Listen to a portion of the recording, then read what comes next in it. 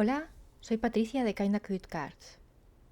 En esta imagen de A Day for Daisies quería adornar un poco el vestido y se me ocurrió utilizar un rotulador de relieve transparente y polvo blanco de relieve.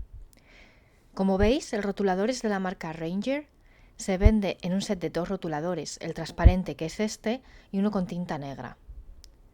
Los polvos que he usado son de la marca Recollections, que la vende la cadena Michaels, y son blancos. No sé si se lee con claridad en el vídeo, pero el color que pone en el bote es nieve.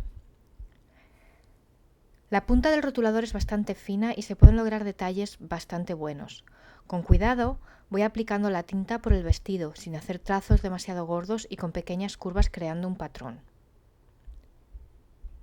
Estos rotuladores tienen una tinta especial que queda húmeda en el papel, haciendo que retenga los polvos de relieve hasta que estos son fundidos con calor.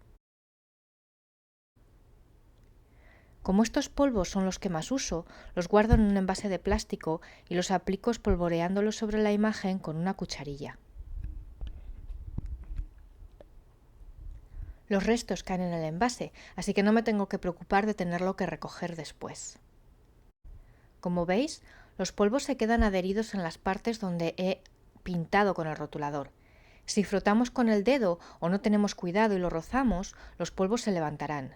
Si eso pasa, simplemente añadid los polvos otra vez. Lo más seguro es que se adhieran sin problemas. Para fundir los polvos yo uso esta pistola de calor de la marca Marby. Hay que tener mucho cuidado ya que el aire sale muy caliente.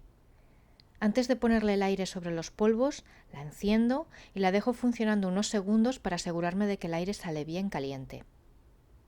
Después, aplico el calor sobre la superficie e inmediatamente los polvos se funden.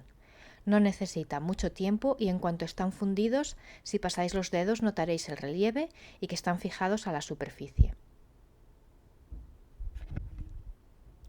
Espero que os haya gustado este pequeño vídeo.